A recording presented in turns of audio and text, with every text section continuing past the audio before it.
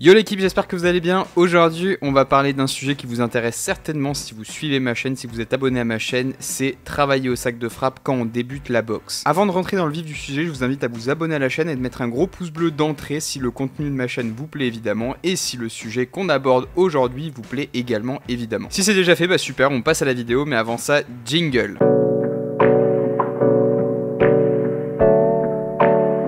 S'entraîner au sac de frappe quand on est débutant. Donc c'est un sujet qui vous intéresse parce que vous avez été nombreux à me demander des petites techniques, des petites astuces pour commencer à vous entraîner au sac chez vous. Vous êtes nombreux à débuter la boxe et pas vraiment savoir par où commencer. C'est pour ça que je me suis dit que c'était une vidéo qui était très intéressante et qu'elle pourrait potentiellement aider pas mal de monde. J'ai divisé cette vidéo en plusieurs points fondamentaux en fait que je pense qui sont très intéressants quand on est débutant. Donc le premier, c'est évidemment de travailler au sac, mais pas de travailler n'importe comment. Il faut travailler plutôt sa technique. Je m'explique. Quand vous commencez la boxe, vous n'avez pas forcément la meilleure des techniques, vous n'avez pas forcément la meilleure forme quand vous allez mettre par exemple des directs, et c'est pour ça qu'il vaut mieux travailler la forme avant la vitesse. Donc au début, vous prenez pas du tout la tête avec tout ce qui va être fractionné, avec tout ce qui va être vraiment travail de fond, de préparation physique, avec les trucs du style le pyramidal, etc. Ça sert à rien.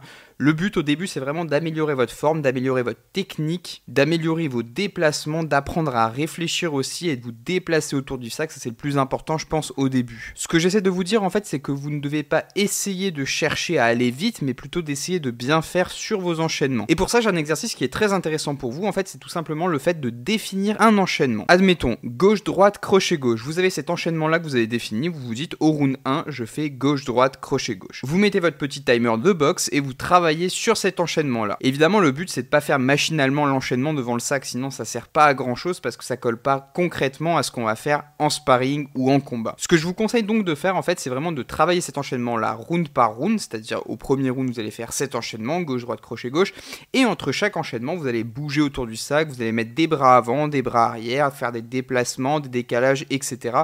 Vous allez aussi utiliser tout ce qui va être feinte, etc. pour vraiment travailler concrètement comme si vous étiez en situation. Et en fait c'est ça qui va vous faire progresser et vous forcer à réfléchir en fait, et que vous n'allez pas avoir une approche simplement de juste donner des coups au sac. C'est une approche un peu plus réfléchie que de juste frapper au sac n'importe comment. Vous allez faire une feinte puis un enchaînement, vous allez toucher en bas puis faire l'enchaînement en haut, toucher en bas, etc. Toutes les variations de hauteur qu'on a vu dans les autres vidéos, tous les combos qu'on a vu dans les autres vidéos, vous allez pouvoir les ressortir round par round. À chaque fois, je le répète, vous définissez un enchaînement et au fur et à mesure, à force de répétition et de répétition, vous allez voir que tous les enchaînements qu'on aura vus, vous allez les ressortir de manière automatique par des simples réflexes neuromusculaires. Pour moi, vraiment, la boxe, c'est vraiment une question de répétition. Plus on répète un enchaînement, et mieux, évidemment, on le maîtrise et on le ressort beaucoup plus facilement. On n'a plus besoin de réfléchir, on fait des automatismes. Un truc tout bête, c'est par exemple, au pas d'ours, j'ai beaucoup fait gauche-droite, crochet-gauche, puis je passe en dessous l'esquive, en fait, l'esquive du bras avant en crochet, parce qu'en général, l'adversaire, quand il nous contre, c'est directement avec un crochet du bras avant. Donc j'avais toujours cette habitude, en fait, de passer sous le crochet gauche en fait, et c'est vrai qu'en combat ça m'a vraiment beaucoup aidé parce que j'avais le réflexe en fait de, à chaque fois que j'envoyais mon crochet gauche,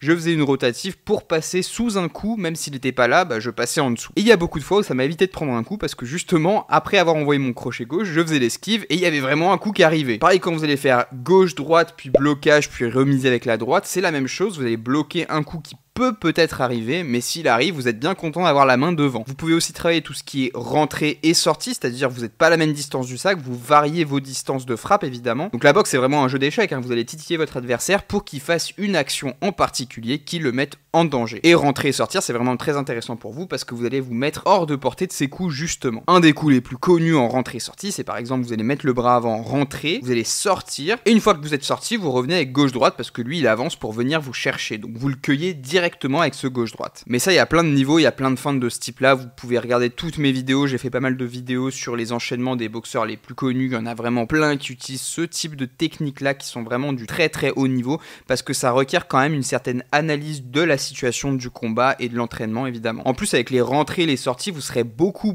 plus difficile à toucher que si vous avanciez constamment comme si vous étiez un rouleau compresseur. Ça c'est, vous êtes un sac de frappe au final. Regardez les meilleurs boxeurs du monde, on a Floyd Mayweather, Mohamed Ali, etc. C'est des boxeurs qui ont duré sur le temps parce qu'ils n'ont pas pris beaucoup de coups, parce qu'ils avaient cette boxe-là, où justement leur but principal c'était de ne pas prendre de coups. Et ce qu'ils utilisent principalement, bah c'est pas leurs poings, c'est surtout leurs jambes. Je veux dire, toute leur boxe se construit autour des déplacements. C'est ce que j'appelle la boxe à la cubaine en fait. La boxe à la cubaine, c'est ça, hein. On joue, on bouge autour du ring, on marque des points, etc. Et c'est à mon sens la boxe la plus intelligente et la plus intéressante si on veut durer et si on veut percer dans ce sport-là. Et ce mode d'entraînement là, c'est pas simplement un mode que je destine aux débutants, hein. C'est vraiment un mode que je destine à tout le monde parce que voilà, on n'a pas tout le temps la maîtrise de tous les enchaînements qu'on fait, donc forcément il faut réviser ses gammes régulièrement, hein. C'est comme la musique, c'est comme un instrument de musique, il faut réviser ses gammes régulièrement. C'est pourquoi moi je me fais aussi ce type d'entraînement. Je me mets par exemple un round, un thème, et puis je travaille ce thème sur tout le round. Pour illustrer un petit peu mes propos, je vais vous mettre un petit peu un round comme j'aime bien les faire. En fait, vraiment, je me donne un enchaînement et je le répète, et je le répète, et je le répète.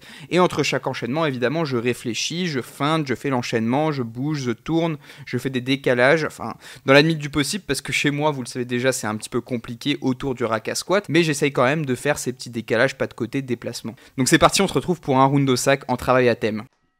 Donc la combinaison que je me suis définie, c'est gauche-droite, crochet gauche en bas. Et entre chaque combinaison, en fait, ce que je fais, c'est que je jab, j'envoie, je tourne, je bouge un peu, j'essaie de feinter, j'essaie de varier un petit peu. Je fais un petit peu quelques petits appels comme ça avant-arrière, histoire quand même de me mettre en situation combat. Et hop, de temps en temps, quand je peux, j'envoie mon crochet en bas, mon gauche-droite, crochet gauche en bas. Et comme d'hab, entre deux, bah voilà, jab, jab, jab. J'essaie un peu de tourner au minimum autour du sac, c'est pas facile, hein, vous le voyez bien, mais voilà, c'est ce que j'essaie de faire. Hop, je bouge un peu, j'envoie de temps en temps la droite quand même.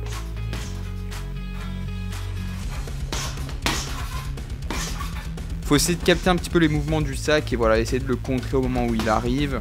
Bon voilà, amusez-vous aussi avec des combinaisons simples, hein. Vous voyez, de temps en temps, ce que je fais, c'est que je double la gauche et j'envoie la droite derrière. C'est une combinaison simple que vous pouvez faire, hein. Ça vous empêche pas de faire vraiment le combo que vous avez défini à la base.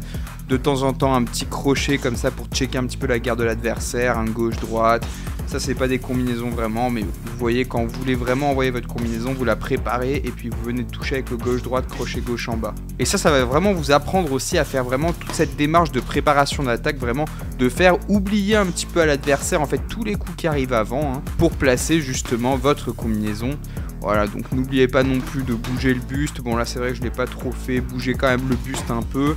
Essayez dans l'idéal à chaque fois que vous envoyez votre combinaison de bouger, de tourner, de faire une petite esquive, de bouger le buste vraiment, vraiment bien quoi.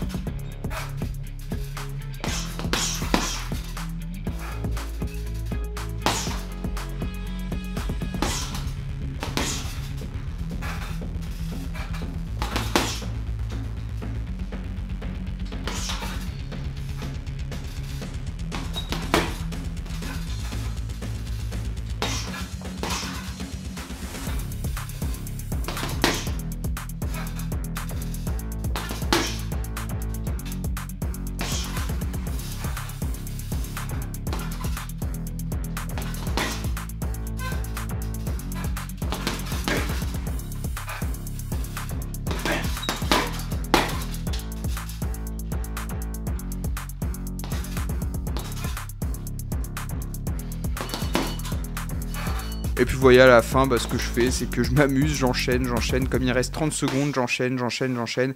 J'accélère sur la fin, parce que de toute façon dans les combats de boxe, c'est toujours sur la fin qu'on veut impressionner l'arbitre, qu'on veut marquer le plus de points, donc c'est vraiment à ce moment-là qu'il faut accélérer, il faut tout donner.